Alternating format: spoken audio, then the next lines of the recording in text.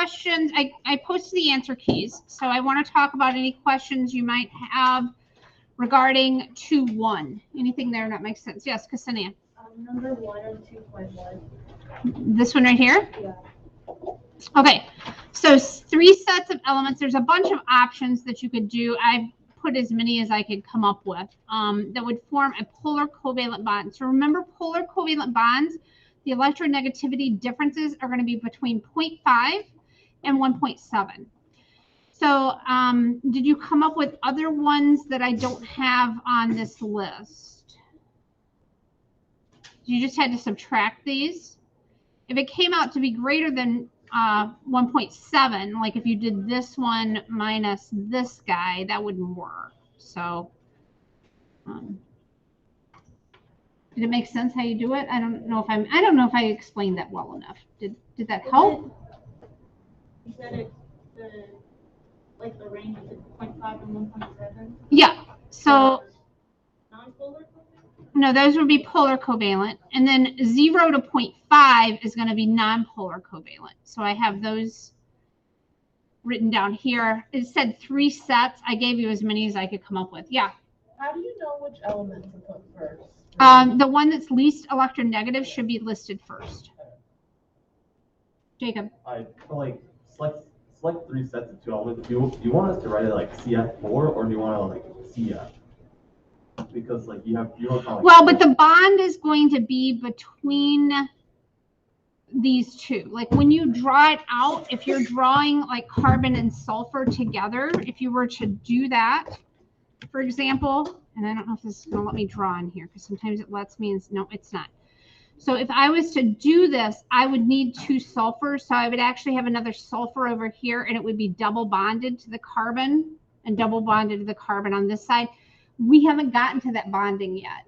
So we're just talking about like between these two. Yeah, I know the charges aren't really balanced at this point, but we'll get to that when we get into that bonding section. Okay, so you're getting ahead of me. That's coming up tomorrow.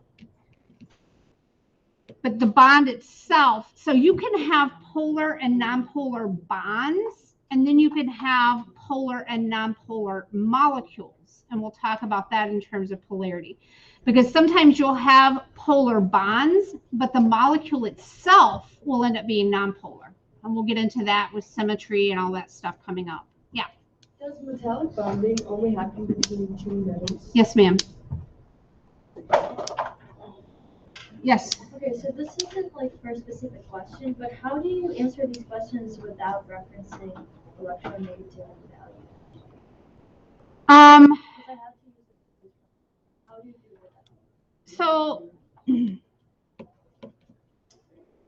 you don't need the values necessarily, but you would know the positions on the periodic table, for example. So you wouldn't need like a actual quantity, just the concept of electronegativity. So you know that your electronegative elements, as you move through and become more electronegative, right?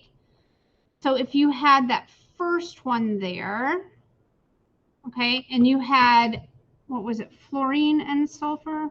Sorry. SiF. So SiF would be silicon and sulfur. So that's going to be down here, okay? And then you had phosphorus. Well, phosphorus is 1 over, so it's going to be a little more electronegative than this guy, just because of its position on the periodic table.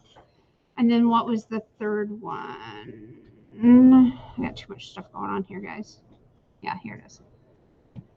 Phosphorus, sulfur, and silicon. So phosphorus and then sulfur is 1 over more than that, so that's going to be a little more electronegative. So you don't need the actual values, but if you know the position on the periodic table, it's going to relate to electronegativity, but you don't need the actual numerical values, because as you go across here, it's going to become less electronegative.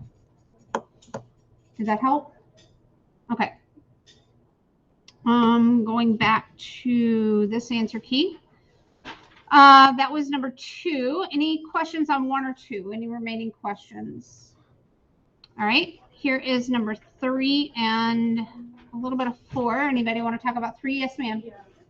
So it just looks like what you just assumed, that the element in the first position is the positive one and the second one is the negative one? Well, you would look at the electronegativity values. So you know that fluorine is the most electronegative without even looking at a periodic table.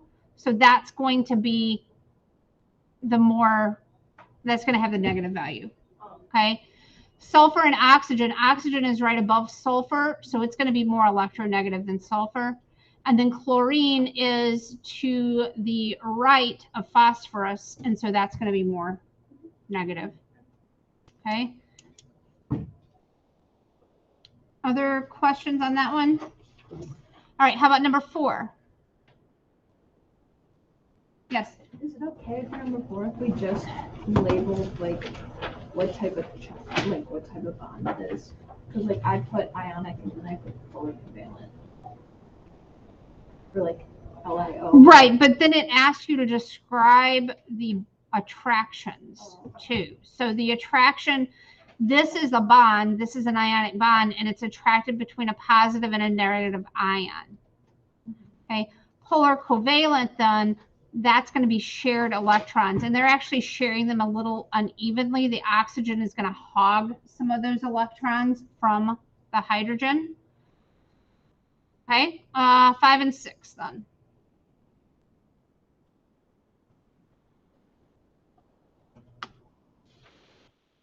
That's ready to go to bed. Going night night. No questions. All right. Then 2-2. That was the I do, the we do. Here is the you do.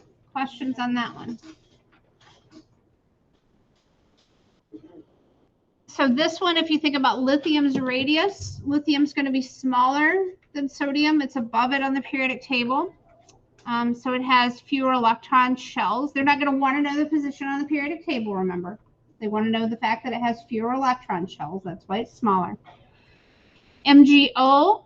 Mg is here. Sodium is there. Mg is going to be, it's going to have a higher charge.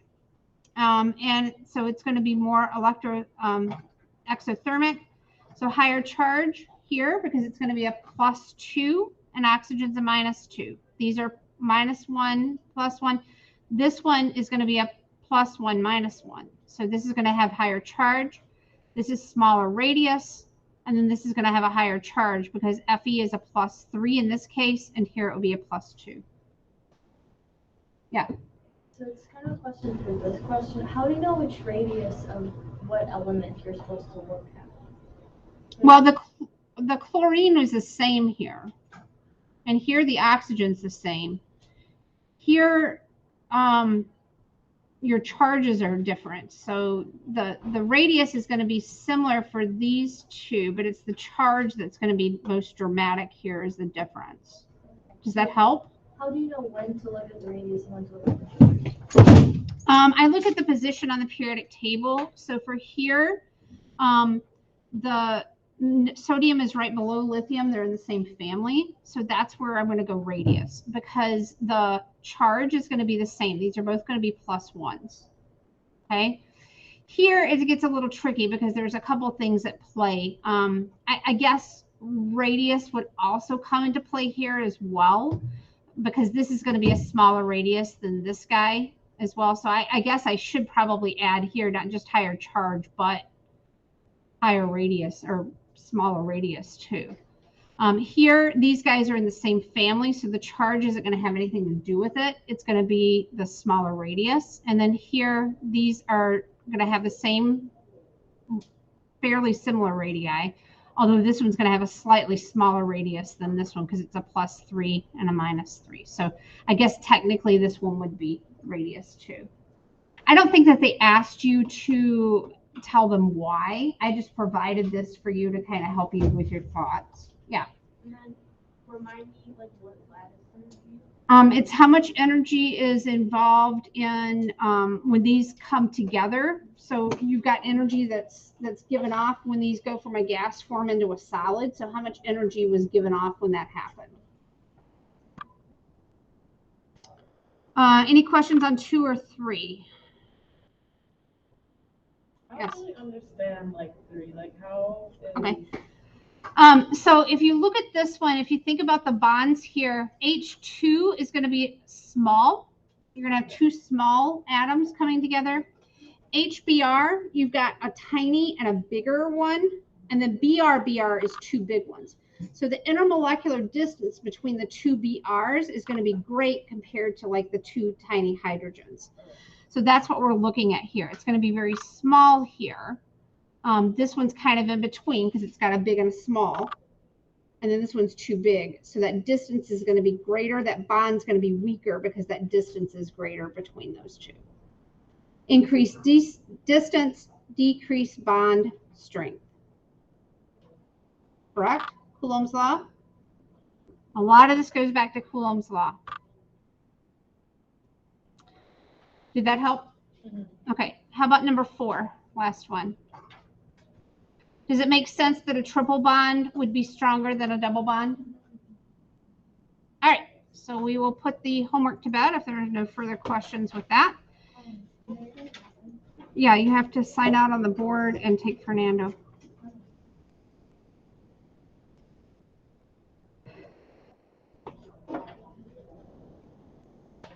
All right, so here we go.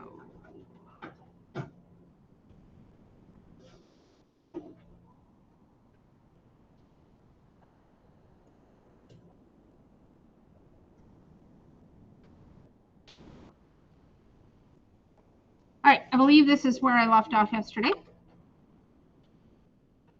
So ionic compounds are going to be a cation and an anion. And you're going to get a array of these kind of positive, negative coming together, okay? They're going to be oppositely charged. Ionic solids are non-volatile and have high melting points. So at room temperature, all of these will be solids.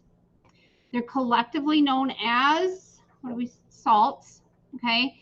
And we need to talk about this term non-volatile, okay? So when you hear non-volatile, what do you think that means? What is your gut instinct to that meaning? You hear something's non-volatile. Okay, let's reverse it. If you hear something's volatile, what does that mean? You've got a volatile situation on your hands. What does that mean?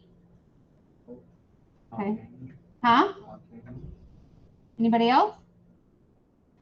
So if something's volatile, it usually means like in a friend group. If you had a friend that was volatile, would that be good? No. They're likely to go off on you at any point, aren't they? Okay? Like erupt, yes? Okay? So that's kind of the gut instinct that people have when they hear this. Now let's talk about what volatile and non-volatile is. So when we have a bottle, let's say, okay, and that bottle is sealed, and an artist I am not, okay, so it's a sealed bottle, and we have a liquid in here. For certain materials, a lot of this water vapor will transform into a gas vapor in a given situation, okay? And that goes back to intermolecular forces, IMFs. Do you remember those from chem? You heard about those before? Intermolecular forces? We'll get into them more next unit. But some liquids like gasoline, like your fingernail polish remover, things like that are volatile liquids. So they will transform into a gas state very easily in a container, closed container.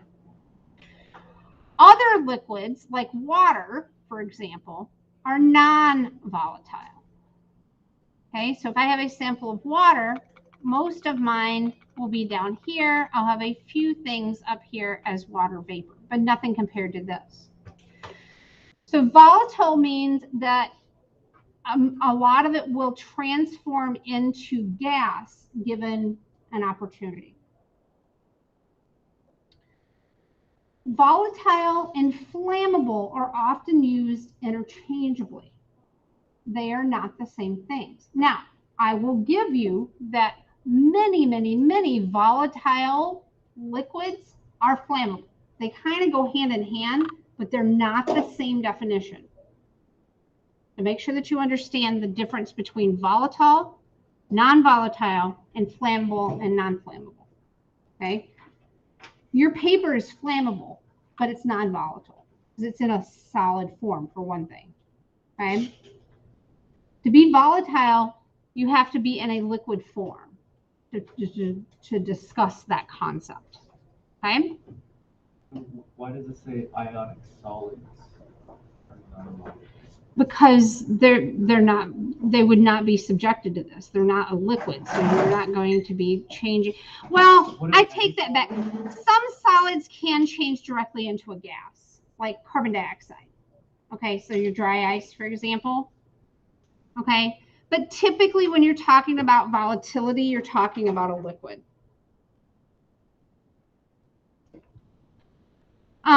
So ionic bonds have to be broken to melt the solid, which separates into oppositely charged particles. That's going to require high temperature and give the particles enough kinetic energy to get to that point. They don't conduct electricity in their solid forms, but if you melt them or dissolve them, those electrons are free to move about and they can conduct electricity. And we talked about that yesterday. I drew you another crude drawing of that and explained it to you. Many ionic compounds are soluble in polar solvents like water and insoluble in nonpolar solvents like benzene.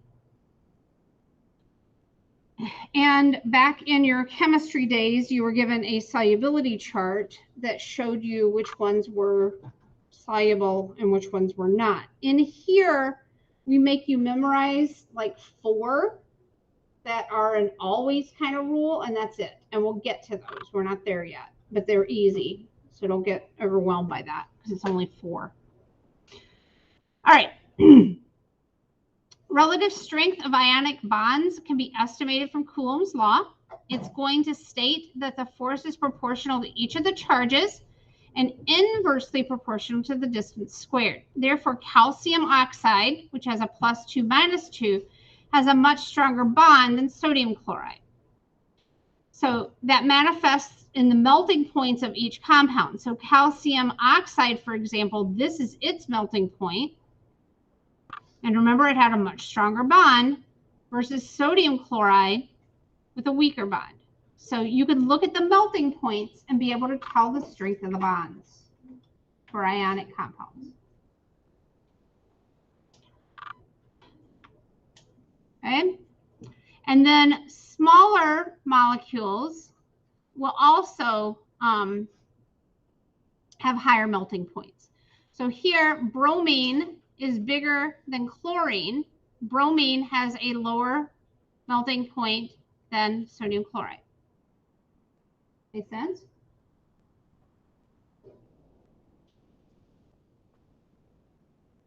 Okay. All right, here's your I do and your we do. See if you can do that.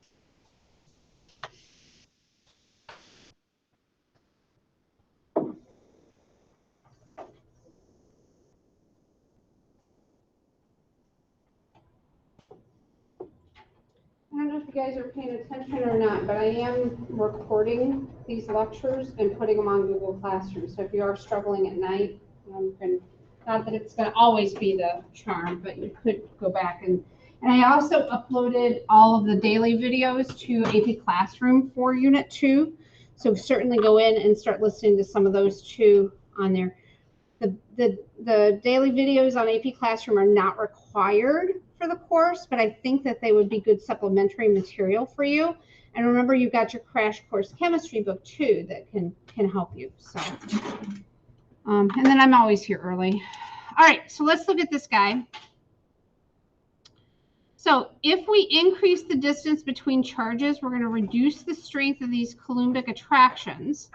So that means that the smaller one of these is going to end up having a higher lattice energy than the bigger one. That makes sense? Distance, Coulombic attraction. Increased distance, decreased charge. Increased distance, decreased charge. All right, particle diagram of rubidium iodide. Make sure you include the relative sizes here. So rubidium, remember when we do this, rubidium is Rb. It's going to have a +1 charge. Iodine is going to have a -1 charge. These guys are in the same period. Okay, they're both 5. Yeah, 5. So they're both period 5. So this one's going to be before it lost its electron, it would have been 5s1 before it lost that electron. Okay, and then this guy would be 5p5 before it gained the electron. So they're all in the 5th period. Get the idea? When it gains the electron, though, then this guy, it gained an electron. So if we had iodine drawn here, if it loses an electron, is its size going to get bigger or smaller? Bigger. Because its effective nuclear charge will be less. It's going to have the same number of protons, but now it's going to be a little bit bigger than it was here. Rubidium, if rubidium looks like this to begin with, and it loses an electron, it's got more protons than electrons, what's its size going to be? Smaller.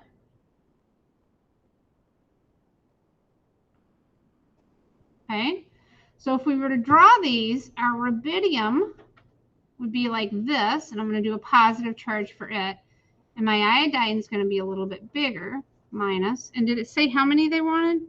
Just the one that they, no. Okay.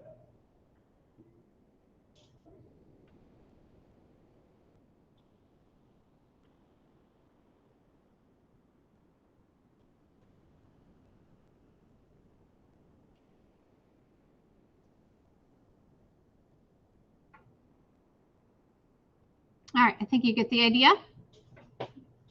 Yes, sir. We're talking about radii and the circumstance is always the top. It's not atomic radius, it's always ionic. Well, this is going to be an ion, yeah, because these are, if it's in a compound like this, they're ions. Okay. Good. Questions? Everybody good with that? Before we move on. All right. So the next one is structure of metals and alloys. Inevitably, there's always one of these questions on the AP exam as well. Okay. So these metals are going to be composed of cations, and then they're going to be embedded in this sea of electrons. And remember, this electrons, they can move about. And if they're able to move about, what do they carry with them, or what can they carry with them? Electricity. Okay. So that's why these are conductive as solids and liquids. So they will conduct electricity as solids and liquids because these electrons can flow.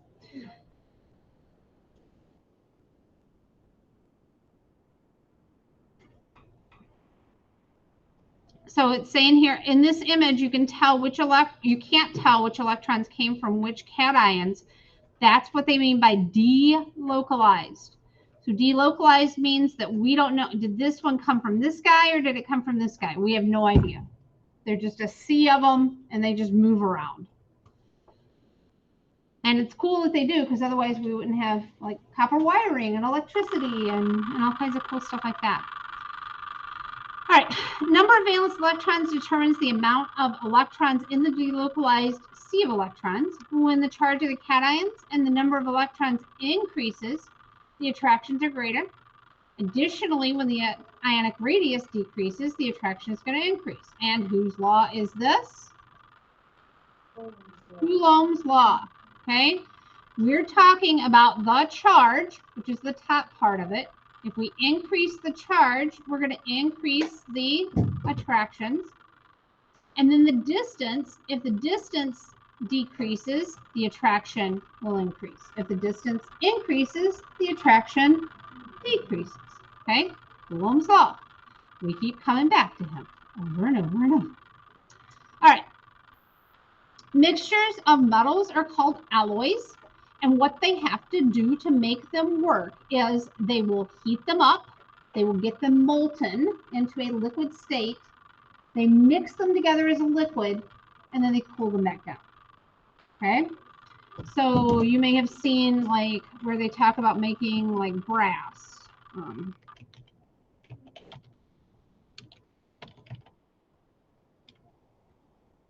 See if I can find some images of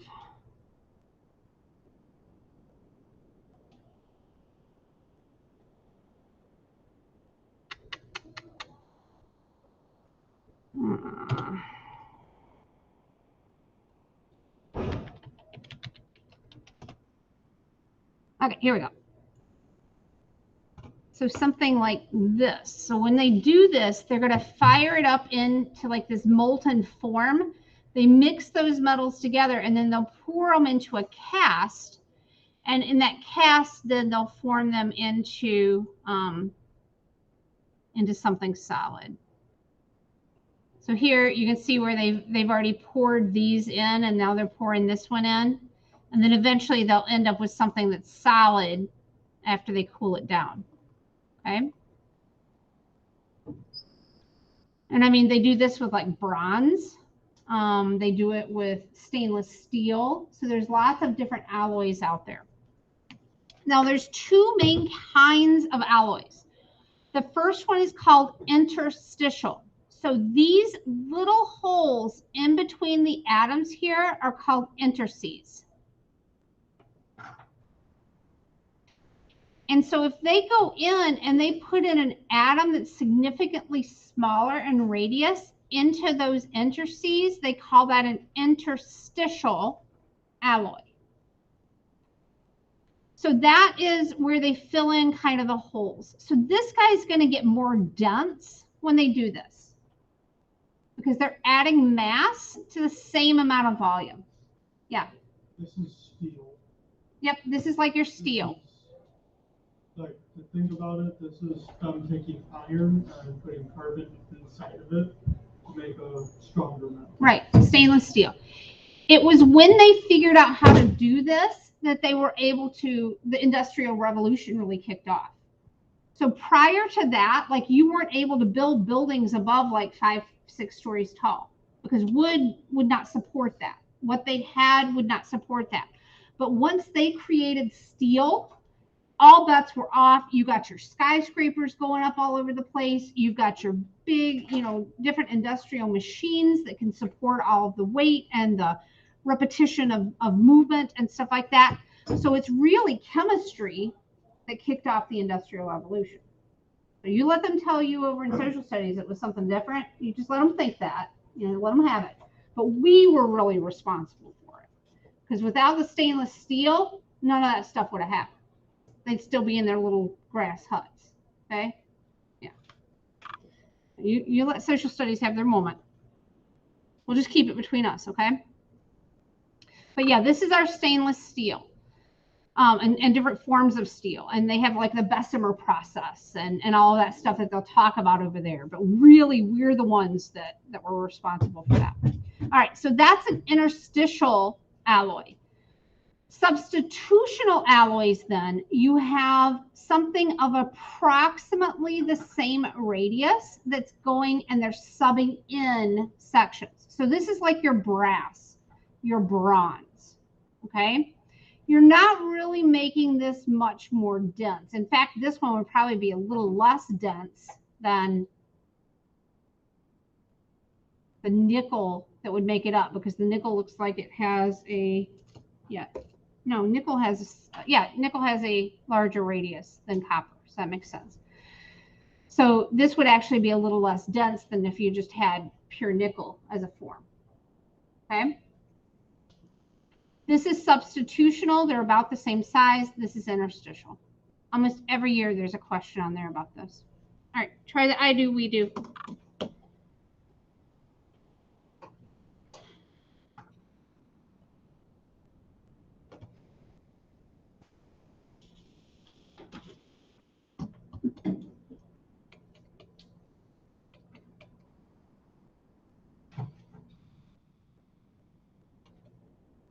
Oh, I did the I do already. This is the answer, isn't it? Oh, Lippy. That makes sense. I'm sorry. Yeah, it's already done. Was it done for you in your notes too? Okay, then I'm moving on. All right. So here, name what type of substance this is. This one I didn't give you the answers to.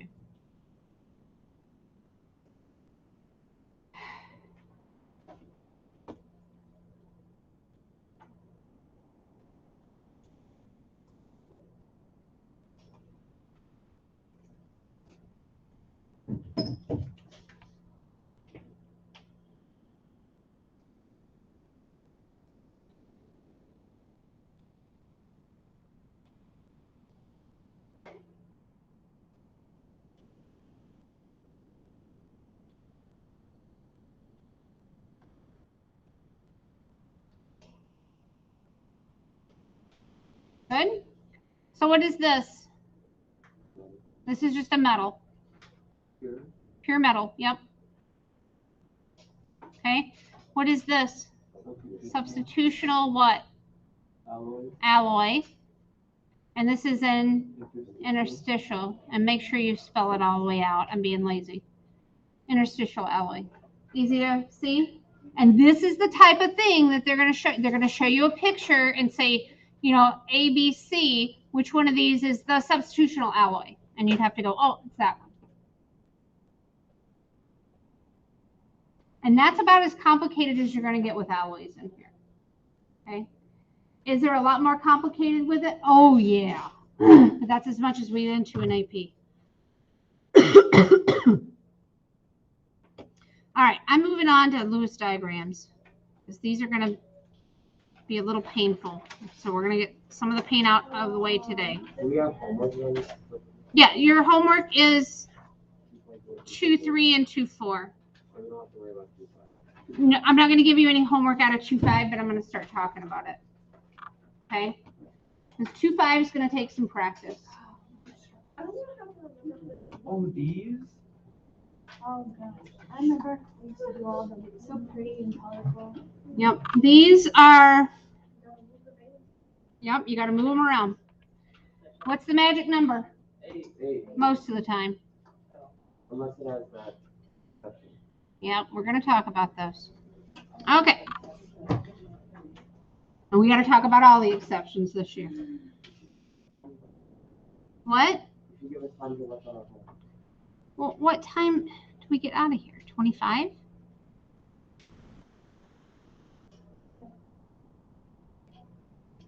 There it is, 25, yeah. That, you don't even have that much homework. How many questions is it? No. Yeah, just go over it so we can get a head 9 start. questions? Seriously, you're whining about 9 questions. She's being a suck up over there. No, I'm not gonna be, I'm not gonna be here on Exactly. Thursday or Friday, and when I missed, I That was is so your lost. fault. All right. So lost. So, a line or pair of dots between 2 atoms represents a shared pair of electrons for a single covalent bond. 2 lines is a double, 3 lines is a triple. a pair of electrons on an atom where they're not bonded is called a lone pair. So if I draw water out, for example, my water is going to look like this. What type of bond is this? Single.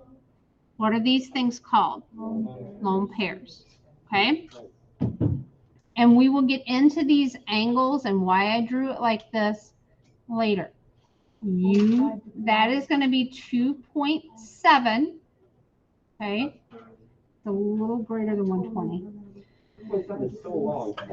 Okay. It's like half the packet. No, it's more than half.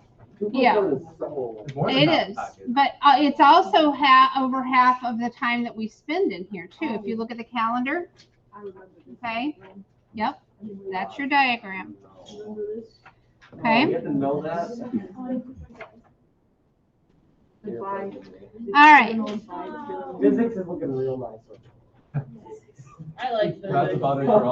Algebra 2 is nice. Biology. Determine the total number of valence electrons in an atom.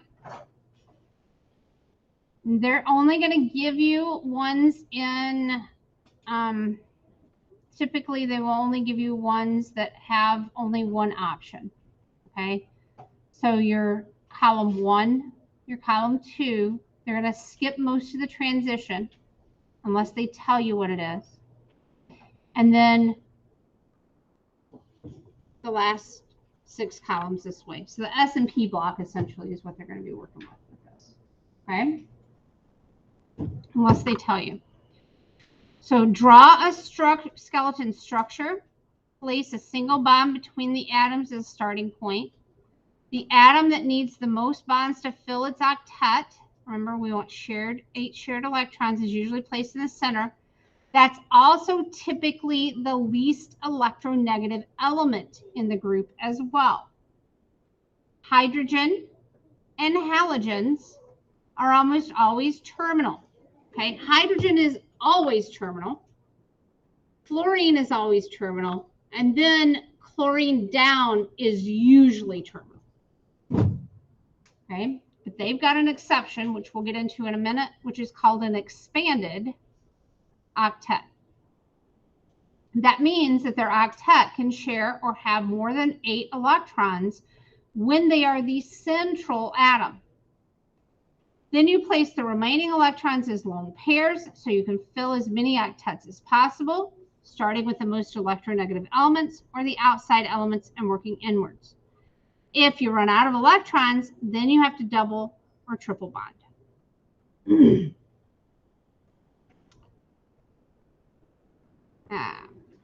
Here we go. All right, so here, step 1, you're given this equation. Typically, the element that is listed first in this formula will be your least electronegative because that's how they write formulas. So that is kind of a key that you can use to figure this out. Then you count up your number of valence electrons. Carbon has 4. We have 1 of them. Hydrogen has 4. We have 4 of them, and it has 1 each. So that's a total of 4. And then oxygen has 6. So if we add those all up together, we got 14. Anybody not know where I got these values from? The 4, this 4, 6. Can you just explain that? Okay. So on your periodic table,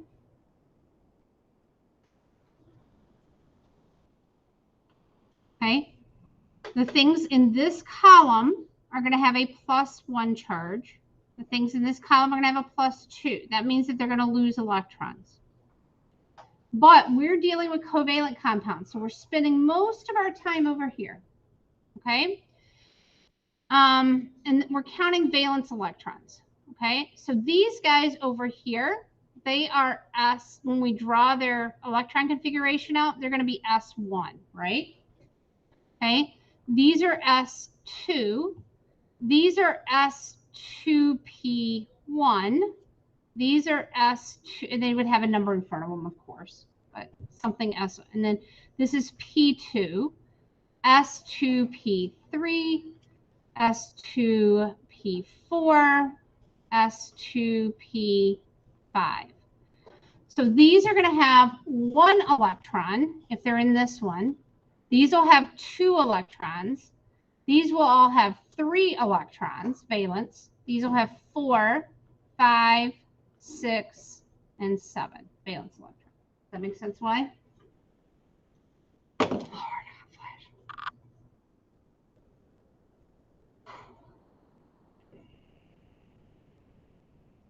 All right.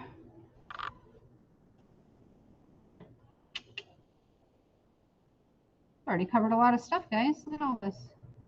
Okay, here we go. So then we're going to place these.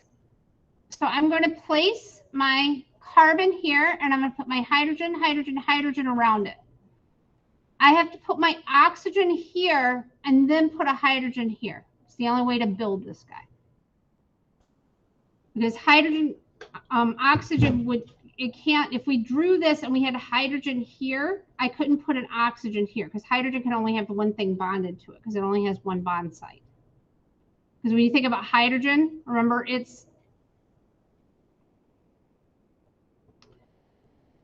has 1 electron here and then it has 1 open spot here, but that's it. Because this s orbital can only have 2 electrons in it. So you can only connect one thing to that hydrogen. That's why hydrogen is always terminal. It has to be. Then, so I've got, at this point, I've got 10 electrons. 2, 4, 6, 8, 10. Each one of these bonds counts as 2 electrons when I'm building the molecule. I have 4 electrons left over. I'm going to go through and check my octets now. Hydrogen needs 2, it has 2. Carbon needs 8 to have a filled octet. It has 2, 4, 6, 8. Oxygen needs 8. At this point, it only has how many? 4. 4. It needs 8. So if I put 2 lone electrons on there, I'm up to 8. Why are those top lone electrons like farther from up? Because they can't type well on this thing. It's hard to type on these programs. So technically it should probably be here and here, but they just can't. It's too hard to type it out.